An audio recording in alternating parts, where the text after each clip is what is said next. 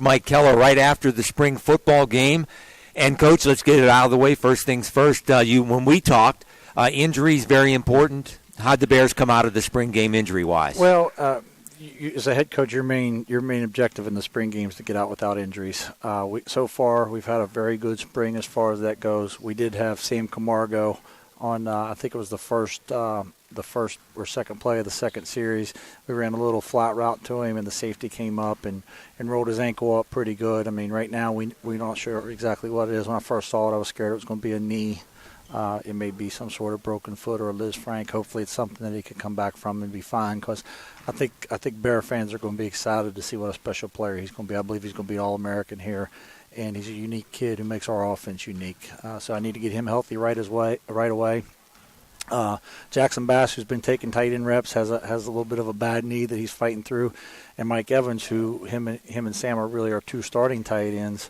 Third practice of the year, he did a meniscus, so he has surgery on Tuesday. Don't know exactly what that is. All those kids are going to be fine, and we signed 2 more tight ends, but today it made it for a quick day with a lot of what we do offensively. You know, we're a movement team. We like to do a lot of stuff, be creative with the tight ends. That's why we got to recruit them so much.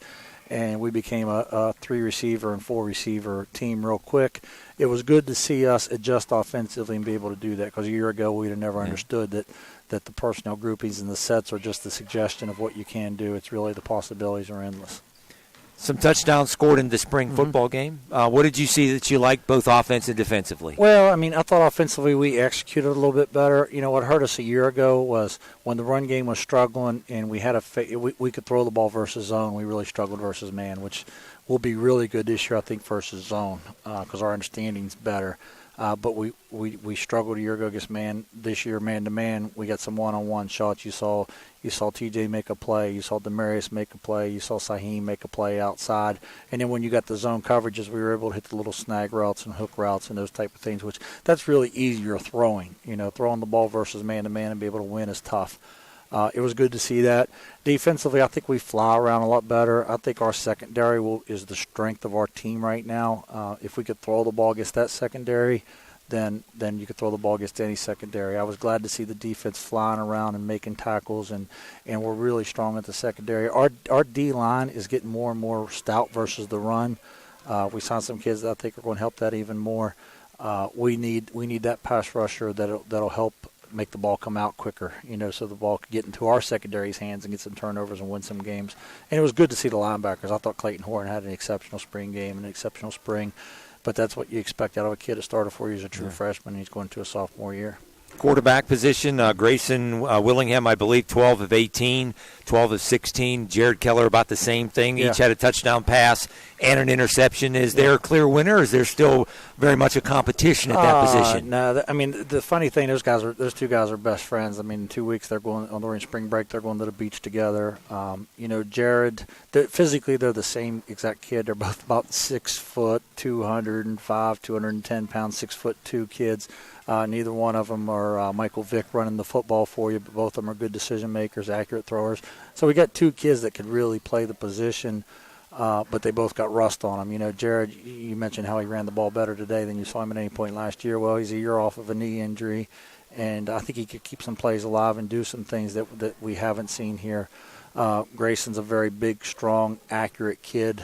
You know, to say the advantage that Jared has right now is he played 11 games a year ago, and the game probably a little bit slower for him, and he has a little bit better knowledge of the offense because he played in it for so long. But talent-wise, they're the same, and Grayson's coming strong because every day he's getting more and more experience. So I love those two. You know, hopefully there's some sort of freshman that develops a year from now, and you build the position strong, because even if you did have a clear-cut starter, you know, you're an injury away from having to play the other kid. So, you know, we got 3 more spring practices. We got the rest of spring ball, you know, skill development. We got the entire summer. Then you got all the fall camp, and then you got a season to play. So there's a lot of water goes under the bridge between now and then. When you talk about spring football, and we discussed the spring game, coming out of this, any surprises on the team that you saw during or have seen during spring practice? You know, the biggest surprise, I would say, is not so much personnel, because you saw them play 11 games a year ago. You had them all spring. Then you saw them play 11 games in the fall, so you kind of knew what kids could and can't do. The biggest surprise and the biggest thing that I'm happy about is a lot of our kids who are freshmen. Jaquay was outstanding this spring. To see him and like him, Jared, Sherrod, that group of kids that played and didn't always have success a year ago. To see how much they grew and learned from just playing, it was good to see, because Coach Knoll said years ago, and I always quote him, you and I are more of the Pittsburgh guys, and he said you got to get rid of can'ts and won'ts. If a kid won't do what you're asking, or if a kid can't do what you're asking. Well, those kids were always, they could do and they wanted to do, they just hadn't done.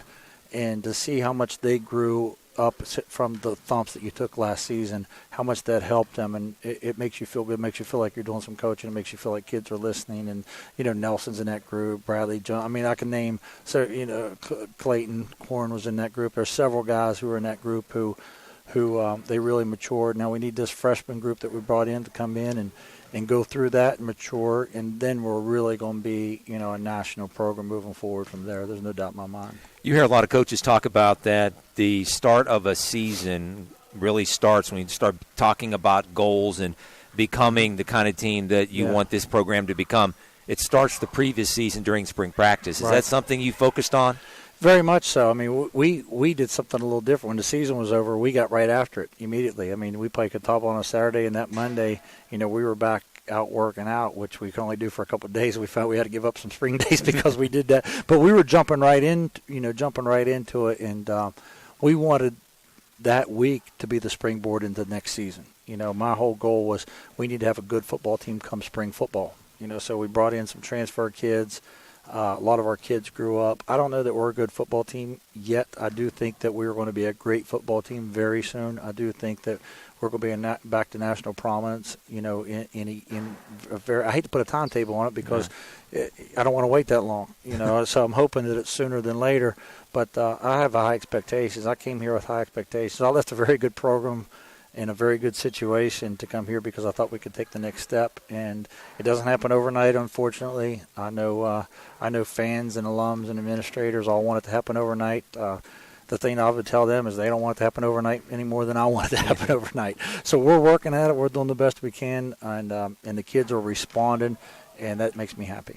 Final thought, I guess, and the final question is, between now and the start of practice in August, what are some of the things that need to get done or you want to get done? Well, we still have 3 more practices. I told the team that this was going to be more a spring scrimmage than a spring game because we do have 3 practices next week that we got to get better at. Then the following week, spring break, and I want them, and to be honest myself, we're all going to kind of reboot it, for a week. And what we'll do is we'll take a long look at personnel, make sure that we're looking at the can'ts and won'ts, that's on our roster, and try to fix the guys that can, get them a little bit better. We'd like to sign, we got some scholarship money where I think we could re-recruit a couple positions, see what exactly our needs are, and bring in some kids. And then you got to have a good summer. I mean, the lifting and bigger, faster, stronger usually wins. One year, Tommy Tuberville at Auburn went undefeated, and he was speaking at the coaches' convention. And I'm a young coach, and I'm sitting up front. Chris Lopez and I were both there together, and I couldn't wait to take notes. And first words out of his mouth were, we do all this stuff, and 99 out of 100 times the fastest team wins.